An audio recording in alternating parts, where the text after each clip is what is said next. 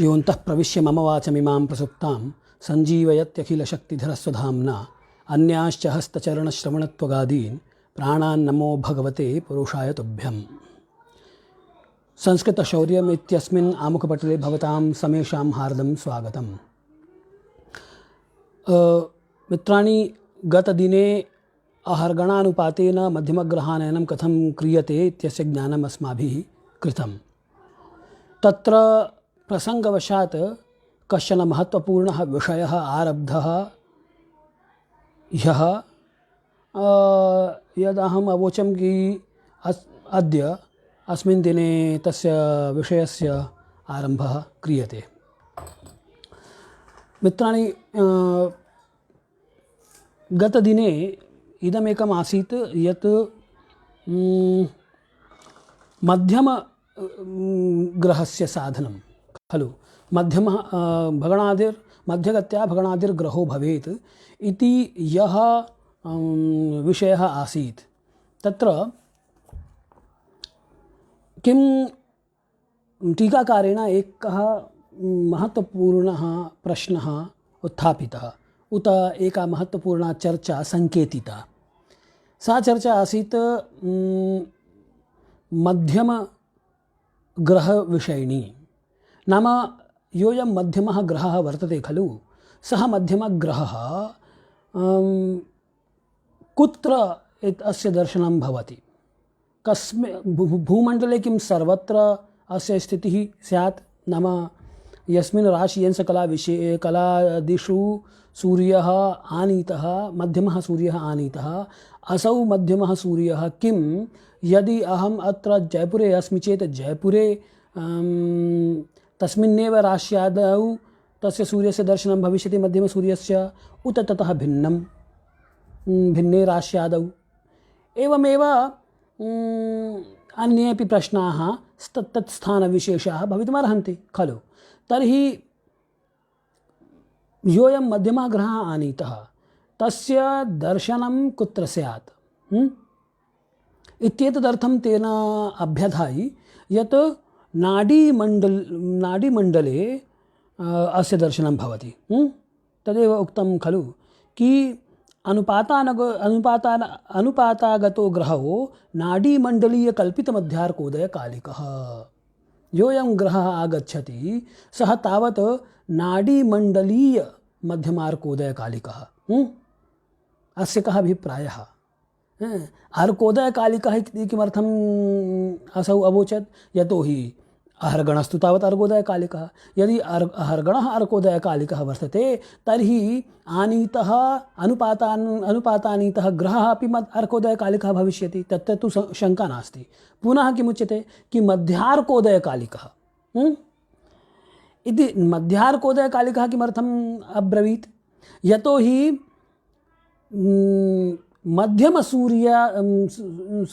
सूर्यस्य उदयः यदा भवति तस्मिन् काले अस्य दर्शनं भवति। मध्यमसूर्यस्य कः अभिप्रायः?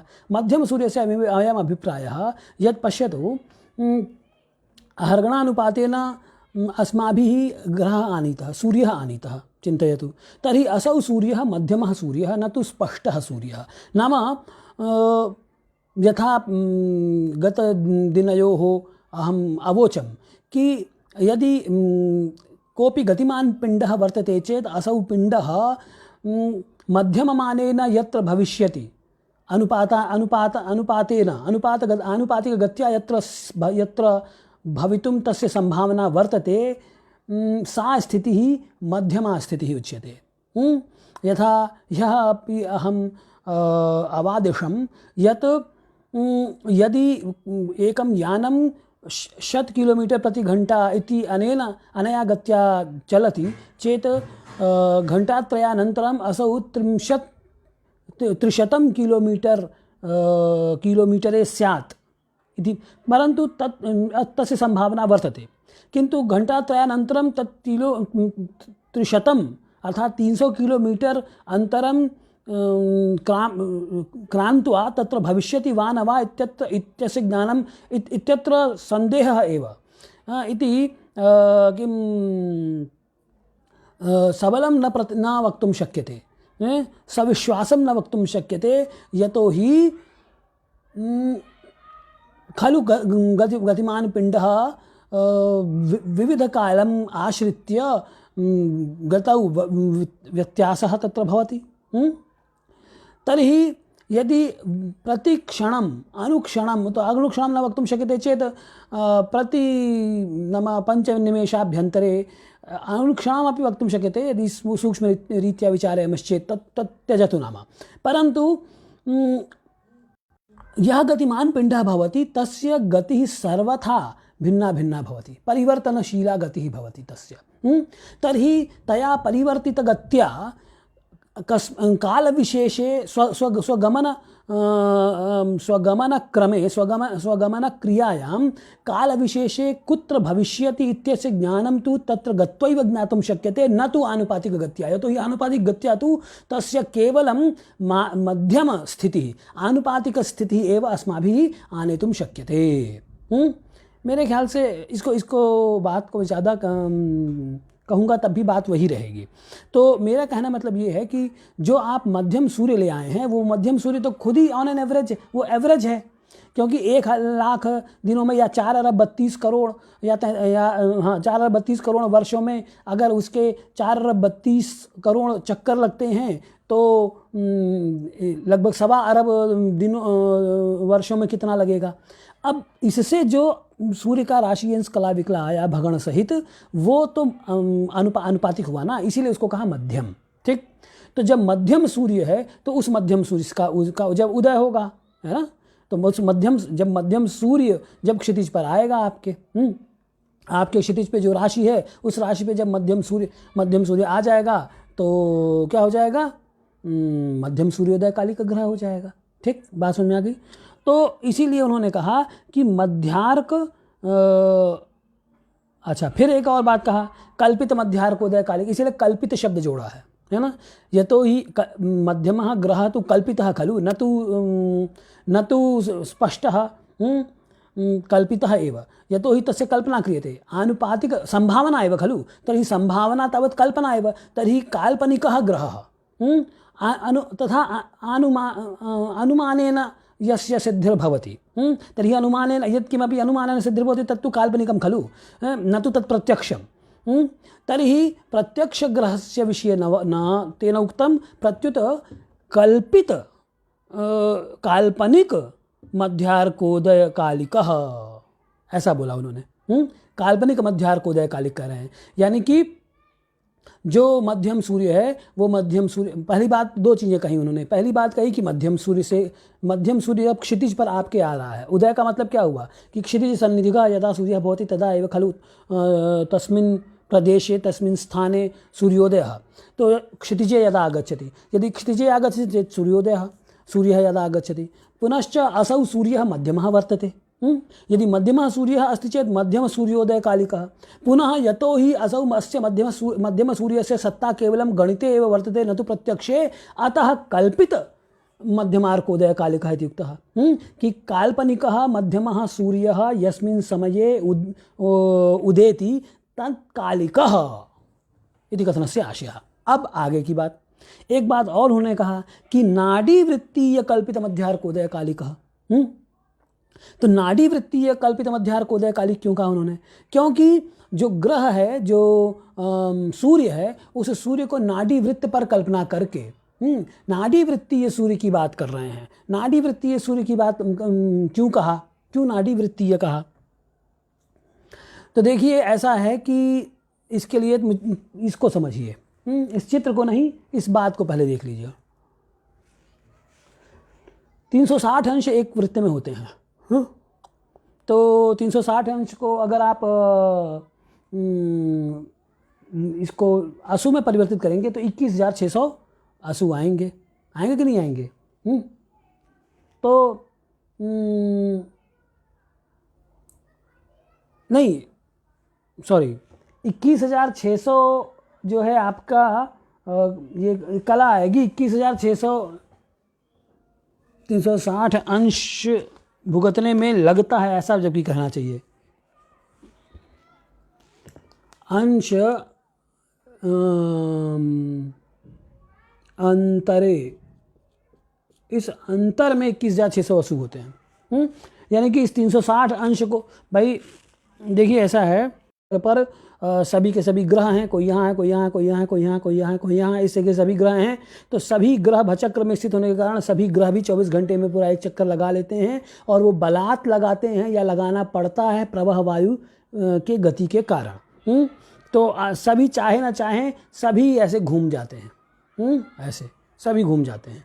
तो ठीक, ये तो इसका मतलब, तो ये जो भ्रमण हुआ, इस भ्रमण से होता क्या है? इस भ्रमण से होता ये है कि जो सूर्य से, जो पृथ्वी से, ये सूर्य की कक्षा है, ये चंद्रमा की कक्षा हो गई, ये सूर्य की कक्षा मान लीजिए गई। तो सूर्य तो अपने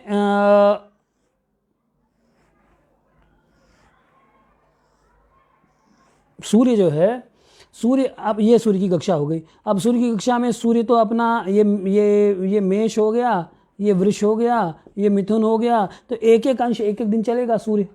सूर्यस्य गति का वर्तते एकम अंशम एकेन दिनेन। तभी उस हिसाब से तो मान लीजिए कोई व्यक्ति यहाँ पे है, अब इसको मान लीजिए यहाँ पे इस समय हम इसको माने लेते हैं कि ये क्या है, ये पृथ्वी है। चलिए इसको पृथ्वी मानिए, ठीक।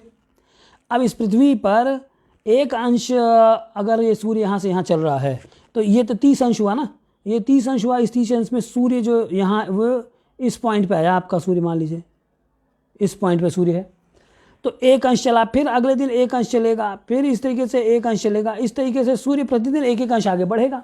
लेकिन तब इस हिसाब से तो यहाँ जो व्यक्ति है जो पृथ्वी के इस हिस्से पर है, उसको सूर्य तो पूरा जब तक यहाँ से इसका क्षितिज क्या है, इसका क्षितिज ये है। अभी आप इतना ही समझिए, हैं जो जानते हैं उनकी बात नहीं कर रहा, जो नए हैं, जो इनको इसको नए तरीके से समझना चाह रहे हैं, मैं उनकी बात कर रहा हूँ कि इस पॉइंट का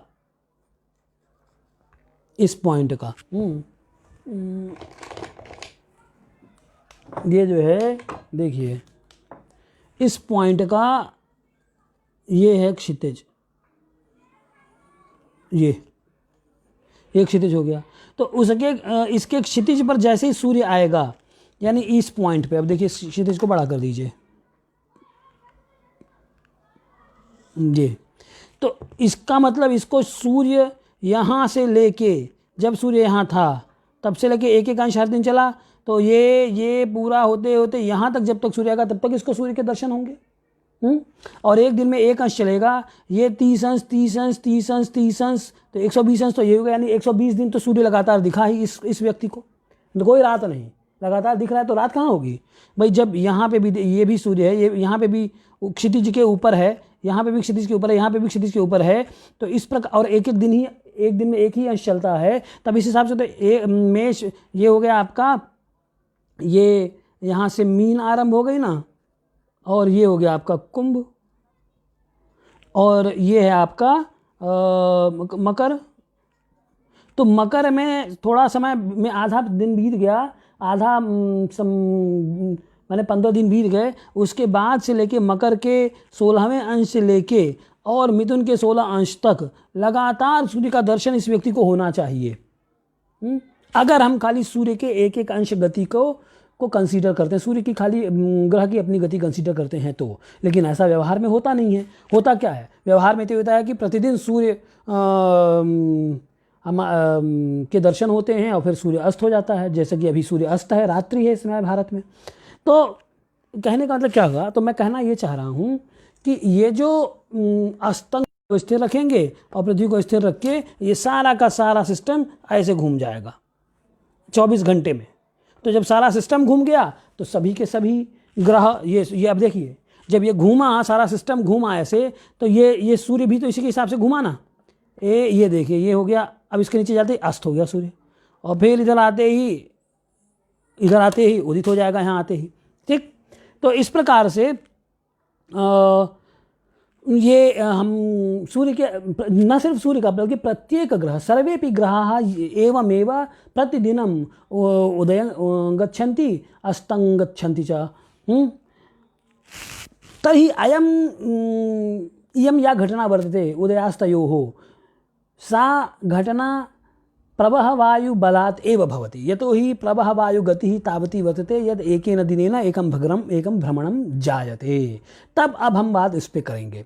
तब हम ये कह रहे थे कि इस हिसाब से हमने ये देखा कि हमारे ये हम इस पॉइंट पे हैं और ये सूर्य जो है कैसे करूं, ये मान लीजिए ये हो गया, देखिए ये हमारा क्षितिज है, ठीक, ऐसे क्षितिज रख लीजिए, ये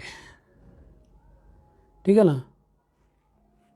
और अब देखिए ये मेरा क्षितिज है, एक क्षितिज पे जब सूर्य यहाँ आएगा तो सूर्योदय हो जाएगा, फिर सूर्य इस तरीके से अस्त हुआ और फिर नीचे नीचे ये अभी अर्धरात्रि हो जाएगी, फिर सूर्योदय हो जाएगा, मध्याह्न हो जाएगा, फिर अस्तंगत हो जाएगा।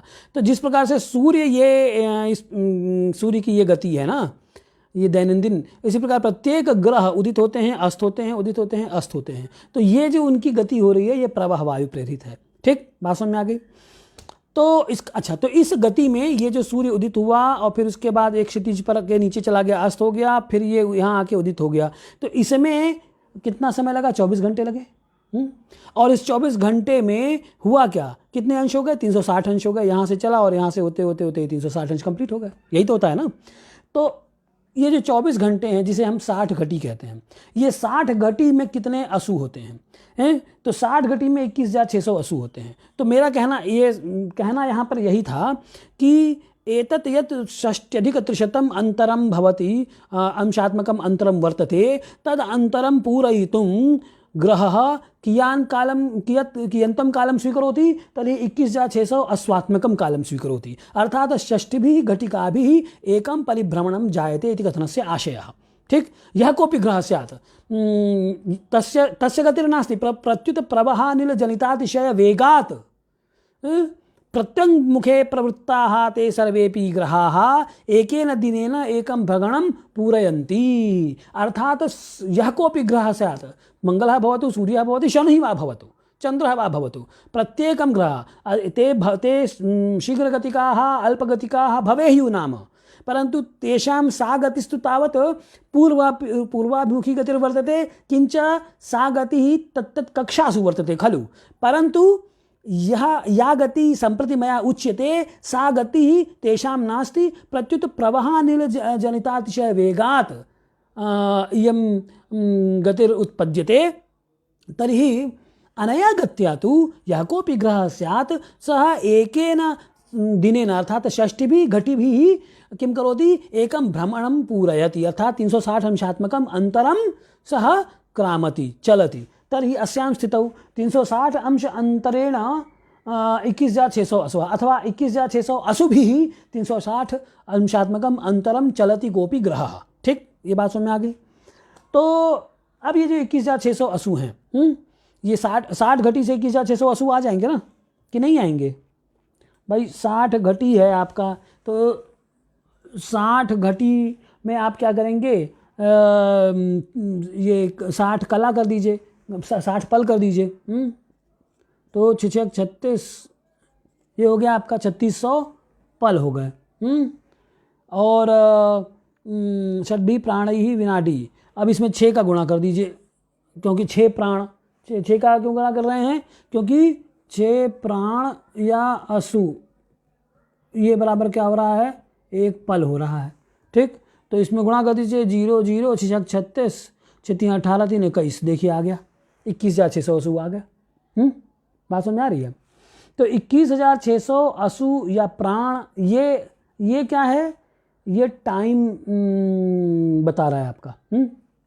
ये टाइम का की यूनिट है, समय, जिसे आप 60 घटी बोलते हैं ना, दिस इज इक्विवेलेंट टू 60 घटी। सो दैट मीन्स कि every planet, whether it is sun or moon or even Saturn, they made this, they are being forced to move or revolve around the earth, and that revolution will be done in one day. That means the speed of that revolution is one circle per day. That means in one day they traverses 360 degree. तो जब 360 और that 360 degree that celestial distance or angular distance is being covered by each and every planet in one day, and that one day consists to 21,600 asu. So in 21,600 asu, that is equivalent to 60 ghati. So that means in one day it means one day it equivalent to 60 ghati. That is that equivalents to that 60 ghati is equivalent to 21,600 prana or asu. So in 21,600 asu, one revolution is being taken place. ठीक है ना? तो by any planet, whether it is sun or moon, any planet, be it any planet. So तो ये जो हो गया आपका कि 21,600 दिन के जो 21,600 पल हैं, उन पलों में एक चक्कर पूरा हो गया। ठीक है, अब आगे की कहानी। तो अब ये जो 21,600 असु हैं टाइम, इस टाइम में 21,600 कला होती है। कितने होते हैं? 21,600 कला ही तो हुआ ना भाई। ये 360 अंश का मतलब क्या हुआ? 360 अंश का ये, या आप क्या कह सकते हैं 360 अंश को 21,600 कला में अगर कहेंगे तो 21,600 कला, यानी कि 21,600 कला, यानी कि जो पूरा एक सर्कल है। ये जो सर्कल है, इस सर्कल को आप यहाँ से अगर स्टार्ट करते हैं तो यहाँ से लेके एक ढंग की चीज़ मिल ही नहीं रही है यार। हाँ तो ठीक है ना। अब देखिए, तो ये यहाँ से आपने स्टार्ट किया और ये पूरा 21,600 360 डिग्री बोलिए चाहे 21,600, तो इस 21,600 कोणीय अंतर को कंप्लीट करने में कितना समय लगा रहा है कोई भी ग्रह? 21,600 असु लगा रहा है। यानी कि एक असु बराबर एक कला, यानी कि एक कला चलने में वो एक असु का टाइम ले रहा है। ठीक है, यानी एक असु या एक प्राण बराबर एक कला। इसे ही कहते हैं कला तुल्य असु। इसे ही हम क्या बोलते हैं? कला तुल्य असु। ठीक। अब देखिए, इतना जो मैंने आपसे कहा, इन सब का क्या मतलब है? इन सब का मतलब ये है मित्रों कि कहना ये है कि आपने ये तो देखा कि सभी ग्रह 21,600 असु में, यानी कि 60 घटी में, यानी कि एक दिन में एक चक्कर लगा लेते हैं। और आपको दिख गया कि 24 घंटे बाद फिर ग्रह वहाँ दिखा। ठीक है, लेकिन क्या इसका मतलब यही है कि 21,600 असु में, यानी कि 60 घटी में उसने अगर 21,600 कला तय किया, तो इसका मतलब क्या वो ग्रह प्रति असु में प्रति कला का भोग कर रहा है? ये कह पाना क्या ये आप कह सकते हैं? कह सकते हैं। कब कहेंगे? तो तब कहेंगे जब आपका प्रवाह वायु जनित वेग है। ठीक, तो ये जो प्रवाह वायु जनित वेग है, इसके लिए तो ये बात ठीक है। यानी कि जो ग्रहों की स्वाभाविक गति नहीं है, बल्कि वो प्रवाह वायु प्रेरित जो गति है, तो प्रवाह वायु प्रेरित गति के लिए तो ये एकदम फिट बैठता है गति कला तुल्य असु। आप बोलते हैं यानी कि जितने असु उतनी कलाएं। अगर वो 30 कला प्रवाह वायु से प्रेरित होकर प्रत्येक ग्रह 30 कला का भोग 30 असु में करेगा, 50 कला का भोग 50 असु में करेगा, 100 कला का भोग 100 असु में करेगा, और इसी प्रकार से 21,600 कला का भोग 21,600 असु में करेगा। ये तो एक मैंने आपको समझाया प्रवाह वायु से उत्पन्न वेग के विषय में।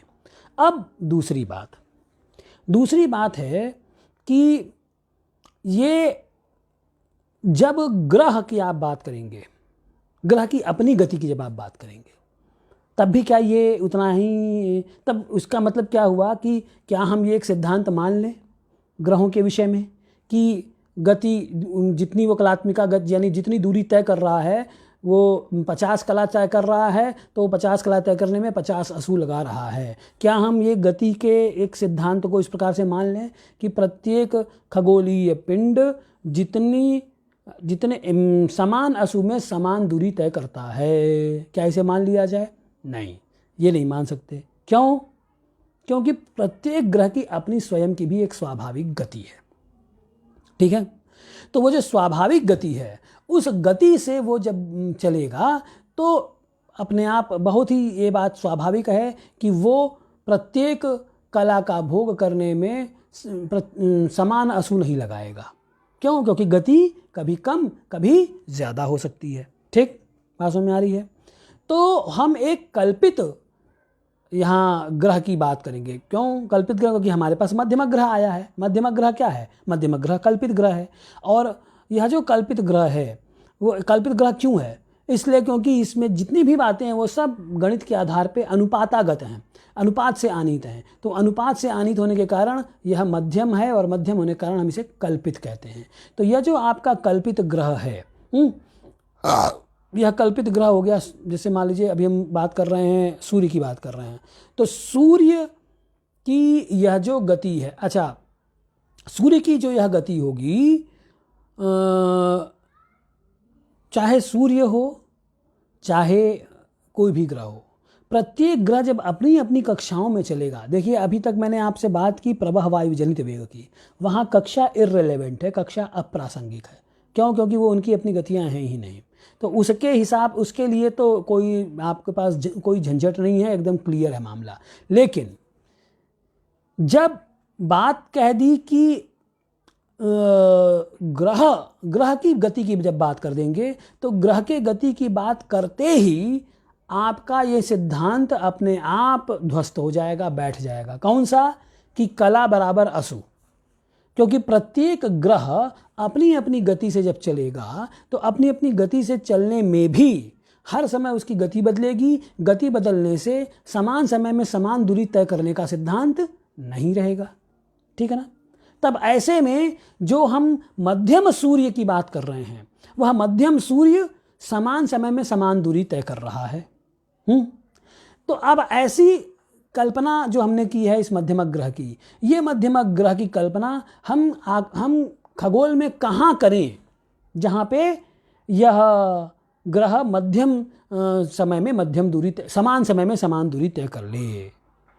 तब मित्रों उसके लिए आपको नाड़ी वृत्त की बात करनी पड़ेगी। नाड़ी वृत्त ही एक ऐसा खगोलीय स्थान है जहाँ पर मध्यम ग्रह यानी काल्पनिक ग्रह समान समय में समान दूरी तय करेगा।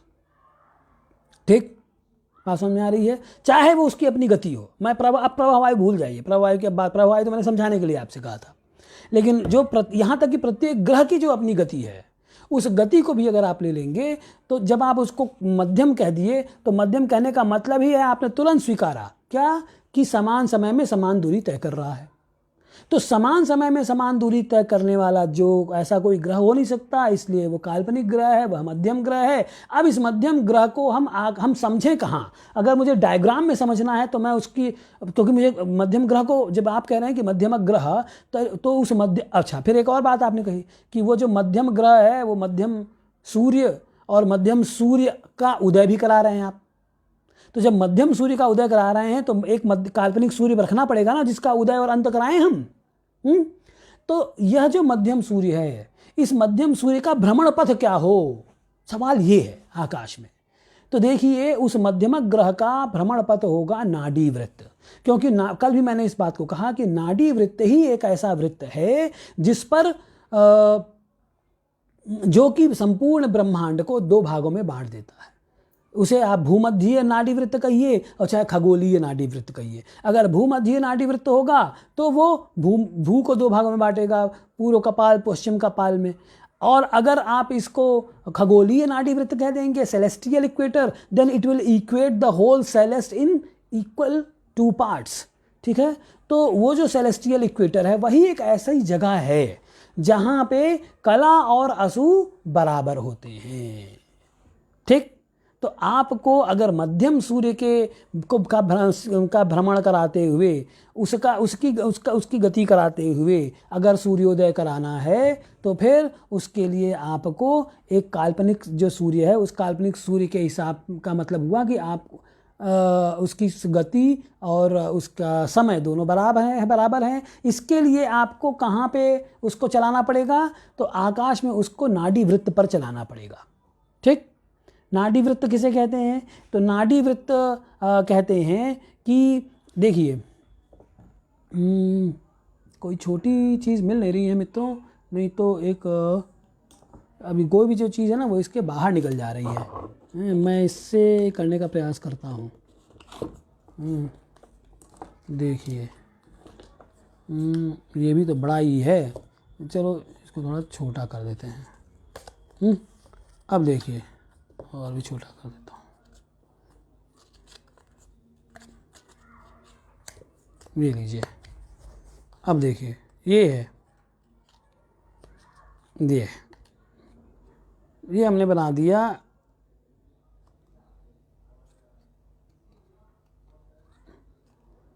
अब ये हो गया आपका खगोल मान लीजिए इसको, और चाहे आप पृथ्वी मान लीजिए, कुछ भी मान लीजिए। तो अब होता क्या है कि ये जो आपकी पृथ्वी है, ये देखिए ये पृथ्वी है। तो इस पृथ्वी में ये हो गया आपका ये पृथ्वी है। इस पृथ्वी में ये अब हुआ आपका या इसे ही ऐसे घुमा लो, ये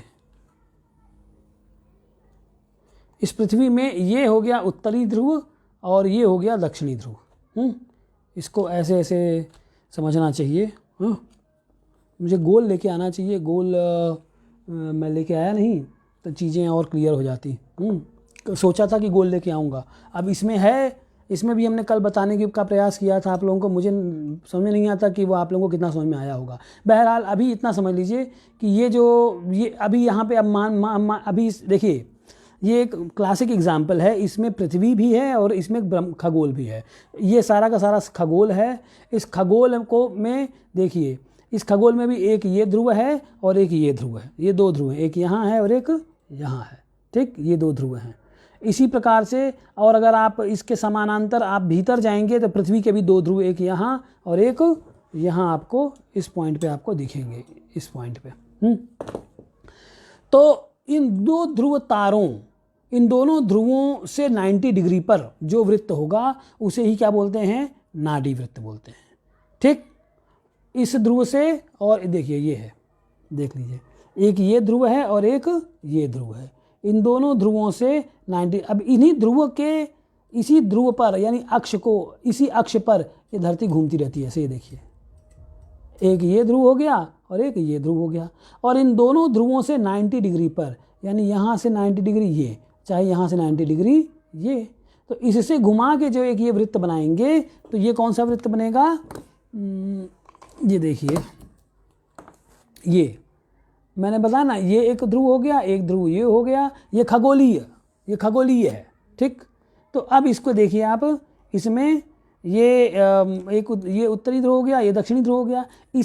इस उत्तरी ध्रुव और दक्षिणी ध्रुव से होते हुए ये जो एक रेखा जा रही है ये रेखा, ये धरती पर यहाँ लग रही है, तो यहाँ पर पृथ्वी पे यहाँ उत्तरी ध्रुव और दक्षिणी ध्रुव हो गए। अब इन दोनों ध्रुवों से 90 डिग्री ये यहाँ से गिराएंगे, इस पॉइंट पे गिरेगा, इससे चारों ओर घुमा देंगे तो जो वृत्त बनेगा उसे हम क्या बोलेंगे? खगोलीय विषुवत वृत्त या सेलेस्टियल इक्वेटर। वही चीज़ पृथ्वी में भी इस जगह पे बनी हुई है, ये पृथ्वी में भी यहाँ बना हुआ है। तो ये देखिए, ये जो है ना आपका ये वृत्त नाड़ी वृत्त है, ये वाला, या भूमध्य वृत्त है, या खगोलीय मध्य वृत्त कह सकते हैं आप इसे। यानी इस वृत्त ने इस संपूर्ण खगोल को दो भागों में बांट रखा है। एक यहाँ से यहाँ तक का हिस्सा इसका, यहाँ से लेके और यहाँ तक का हिस्सा, और दूसरा यहाँ से लेके इधर तक का हिस्सा। ठीक इसी प्रकार से, जिस प्रकार से खगोल दो भागों में नाड़ी वृत्त के द्वारा बटा, ऐसे ही पृथ्वी भी दो भागों में नाड़ी वृत्त के द्वारा बटेगी। एक ऊपर का हिस्सा रहेगा और एक नीचे का हिस्सा रहेगा, ये नीचे का हिस्सा रहेगा, ठीक। तो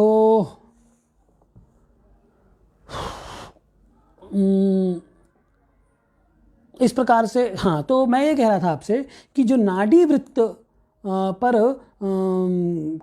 जितने भी मध्यमक ग्रह हैं, तो मध्यमक ग्रह को आप नाड़ी वृत्त पर चलाएंगे, ठीक है। अब नाड़ी वृत्त पर जब आपने चलाया इनको, तो नाड़ी वृत्त पर क्या होता है? जैसे ये पृथ्वी, ये नाड़ी वृत्त मान लीजिए, ये पृथ्वी मान लीजिए, ये हो गया नाड़ी वृत्त है। तो इस नाड़ी वृत्त पर कला और असु दोनों बराबर रहेंगे, ठीक है ना। नाड़ी वृत्त पर कला और असु दोनों बराबर हो गए।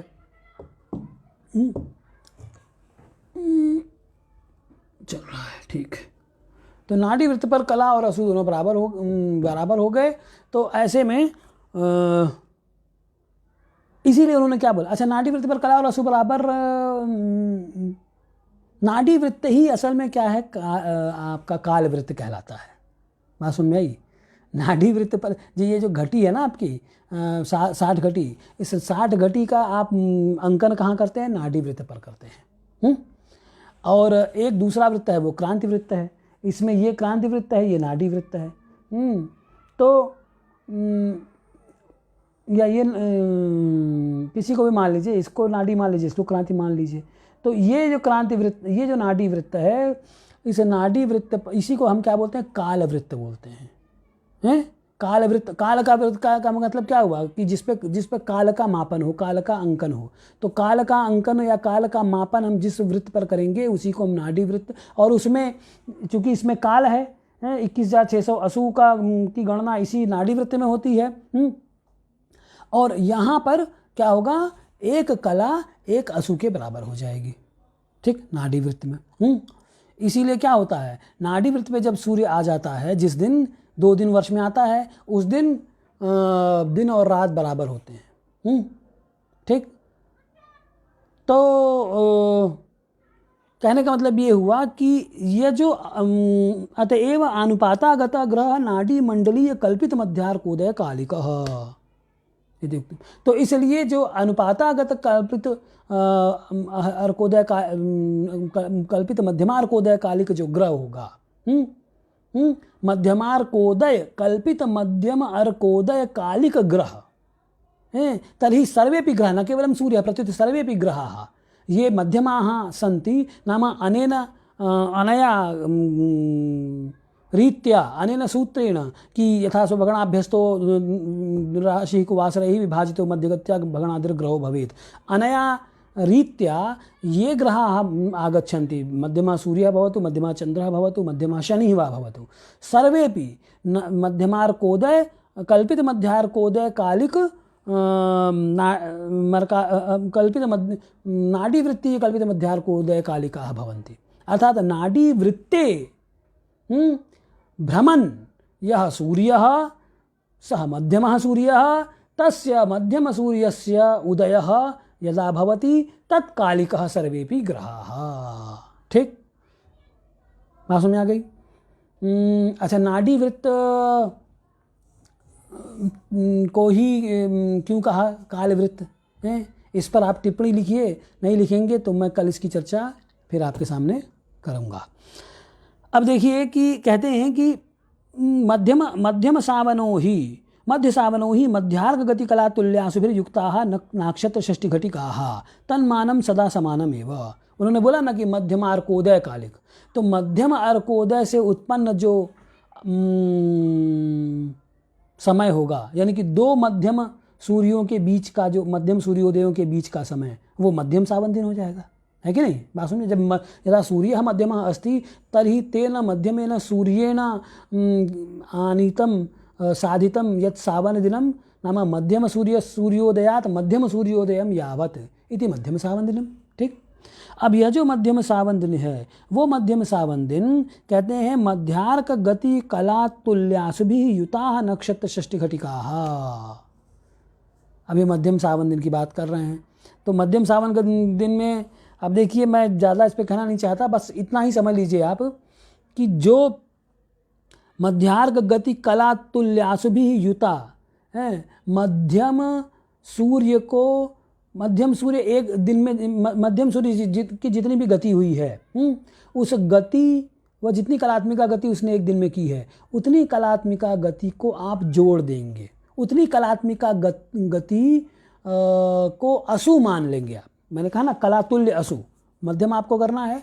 तो मान लीजिए सूर्य चला, मध्यम सूर्य आया कि गति आई 55 कला एक दिन में। तो अब आप क्या करें, 55 कला आई, तो 55 कला बराबर आप क्या कहेंगे, 55 असु कह देंगे। और 55 असु कह के आप क्या करेंगे, जो 60 घटी है उस 60 घटी में 55 असु और जोड़ देंगे।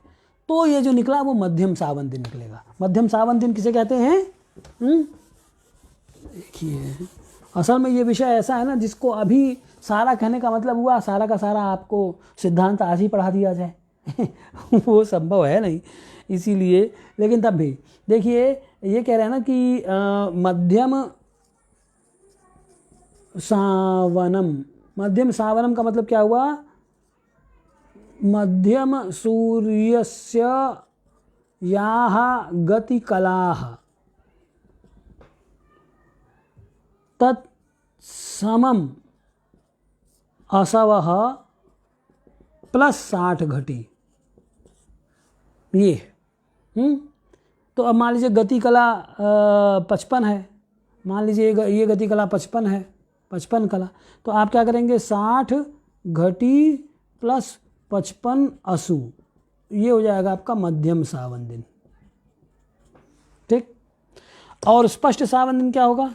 तो स्पष्ट सावन दिन आपका होगा, स्पष्ट सावन दिन के लिए उन्होंने कहा कि स्पष्ट सावनम ये बराबर हो जाएगा आपका मध्यम सूर्यस्य। अब देखिए, अब इसमें मध्यम सूर्य की बजाय आप स्पष्ट सूर्य कर दीजिए ना, तब तो स्पष्ट सावन का मतलब हुआ है।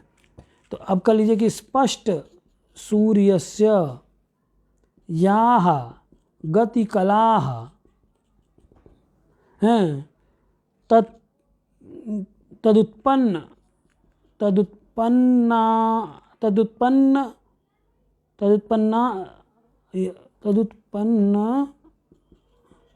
असु, तदुत्पन्न असवः, ऐसा कर दीजिए, तदुत्पन्नासवः प्लस 60 घटी। तो इसका मतलब क्या हुआ कि अगर 55 उसकी कला है तो 55 कला अंतर करने में कितने असु लगे? मान लीजिए 85 असु लगे, तो 50 असु लगे तो 60, तो फिर क्या हो जाएगा, अगर 50 असु लग रहे हैं तो 60 घटी प्लस 50 असु, ये हो जाएगा आपका स्पष्ट सावन। तो मध्यम सावन और स्पष्ट सावन में अंतर होता है, जिसके बारे में हम आगे भी बात करेंगे। सारा अभी हम कह देंगे तो वो आपके समझ में नहीं आएगी, और सारा ज्योतिष शास्त्र अभी हो जाएगा। तो तन मानम, तो अब ये क्या उन्होंने कहा कि ये मान हमेशा समान रहेगा, तन मानम सदा समानम एवं। क्योंकि आपका जो मध्यम सूर्य की ये मध्यम गति कला रहेगी, हैं, मध्य सूर्य की जो गति कला है वो भी मध्यम ही रहेगी ना। ये ऐसा थोड़ी है कि गति कला भी बदलती रहेगी मध्यम सूर्य की, वो भी मध्यम ही रहेगी। तो मध्यम गति कला चूँकि एक ही रहेगी, इसलिए बार बार उतना ही घटी आप, उतना ही असु आप 60 घटी में जोड़ेंगे, तो मध्यम सावन दिन तो बराबर ही रहेगा। लेकिन स्पष्ट सावन दिन चूँकि सूर्य की गति बदलती रहेगी, तो ये चेंज उसमें होता रहेगा, कभी 55 रहेगा, कभी 65 हो जाएगा, कभी 60 हो जाएगा, कभी 61 हो जाएगा, कभी 59 हो जाएगा। और वैसे उसकी गति 59 कला 8वीं कला मानी गई है, दैनिक गति मध्यम, लेकिन आप उसको छोड़ दीजिए, मैंने एक उदाहरण लिया है। तो अब आप क्या करेंगे, ये मान लीजिए आज कल की गति 55 कला रही है, इसलिए क्या कहा, कल की गति, परसों गति हो सकता है 59 कला हो गई हो, तो 55 कला भोग को बीतने में जितना समय लगेगा उतने समय को हम 60 घटी में जोड़ेंगे, तब स्पष्ट सावन आएगा।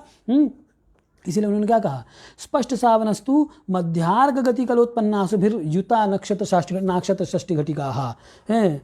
जबकि यहाँ मुझे इन पर वो नहीं है, इनसे सहमत नहीं हूँ, क्योंकि स्पष्टार्क गति कला उनको बोलना चाहिए, न कि मध्यार्क गति कला बोलना चाहिए।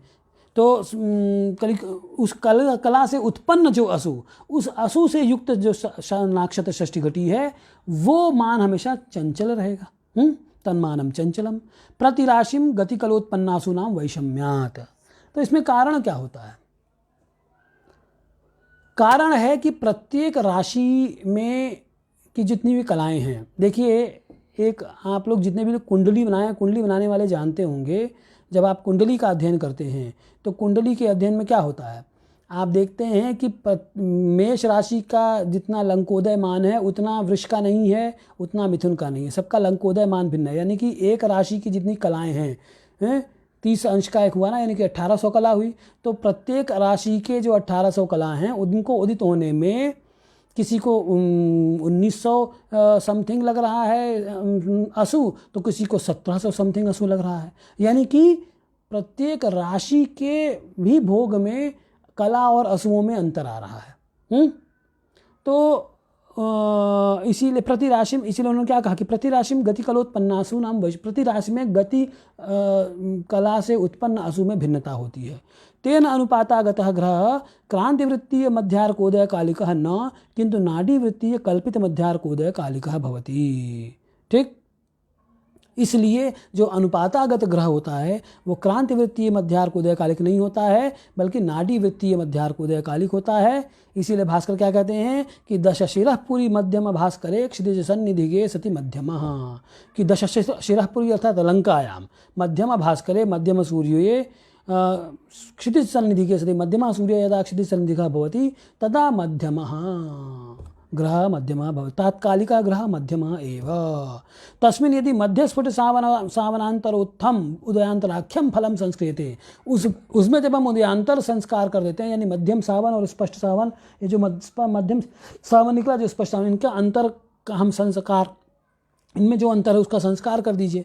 उसका संस्कार कर देंगे तो उदयांतर संस्कार हो जाएगा। इससे जो ग्रह निकलेंगे वो क्या होंगे, क्रांति वृत्तीय मध्यार्कोदय कालिक हो जाएंगे।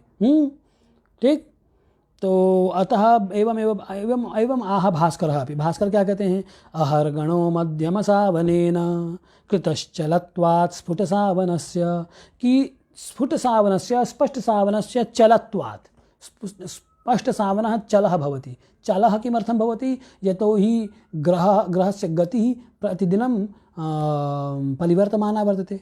तर्हि यदि प्रतिदिनं परिवर्तमाना गतिः अस्ति चेत् एकस्मिन् दिने यावत्यः कलाः न तावत्यः कलाः अपरस्मिन् दिने, तर्हि तदपि एकस्मिन् दिने यावत्यः कलाः तासां कलानां गमनाय ताः कलाः भोक्तुं सूर्यः यावन्तं कालं स्वीकरोति एकस्मिन् दिने, न तावन्तमेव अपरस्मिन् दिने। अतः कलोत्पन्नासु मध्येपि भेदः जायते। एकस्मिन् दिने यदि एक कला बराबर 1.5 असवः सार्धैक असवः, तर्हि अपरस्मिन् दिने एक कला बराबर 19 पादोन असुनैव एका कला संपद्यते। अतः कलोत्पन्नासु नाम गणनां कृत्वा तेषां षष्टिघटिषु योजनेन स्पष्टः सावनः आगच्छति, असौ सावनः स्पष्ट सावनः चलः भवति यथा अस्माभिः उक्तं। तर्हि स्फुट सावनस्य चलत्वात् तदुत्थखेटा, उस तदुत्थखेटा अर्थात तदुत्पन्नाः खेटाः उदयांतराख्यकर्मोद्भवेन ऊनयुताः फलेन। उदयांतराख्यं कर्म अस्माभिः क्रियते, तद उदयांतरं कर्म अस्माभिः अनन्तरं पठ्यते, अथवा यदा स्पष्टग्रहस्य साधनं क्रियते तस्मिन् समये अहं वक्ष्यामि। तर्हि उदयांतराख्यकर्मोद्भवेन फलेन ऊनी क्रियन्ते अथवा युक्ताः क्रियन्ते, तदा लंकोदये तदा ते उदयांतराख्य कर्मजन्य फलेन संस्कृताः ग्रहाः भवन्ति। तो लंकोदये स्युः न कृता तथाद्यैः यतोऽन्तरं तच्चल्मं पंच। तर्हि लंकोदये अर्थात मध्यम सावनेन उत्पन्नाः ग्रहाः। तर्हि मध्यम सावनेन उत्पन्नाः ग्रहाः किमर्थं साधिताः, न किमर्थं स्फुट सावनेन इति प्रश्नं करोति कश्चन। तर्हि इति स्वयमेव प्रश्नम् उत्थाप्य कपिलेश्वरः वदति, यतो हि तदन्तरम् अत्यन्तम् अल्पं भवति, पुनश्च यदन्तरं भविष्यति सम्प्रति तस्य तु परिमार्जनं स्पष्टाधिकारे क्रियत एव। अतः किमर्थम् अत्रैव समेषाम् अन्तराणां सपरिमार्जनं स्यात्। स्पष्टग्रहाणां स्पष्टसाधने एतेषां समेषां संस्काराणां विचारः तत्र विधास्यत एव। अतः यत् पुनश्च तदनन्तरं चलं वर्तते, अतः मध्यमग्रहे अस्य साधनं न कृत्वा तत्यक्तम्। एतद्धि स्फुटमध्यसावनान्तरोत्थम् उदयान्तराख्यं फलं चतुर्ष्वपि पदान्तेषु विद्यमानेऽर्के न भवति। तत्रापि पश्यतु, इदं यत् फलं वर्तते तत् चतुर्ष्वपि पदान्तेषु, अर्थात् पश्यतु,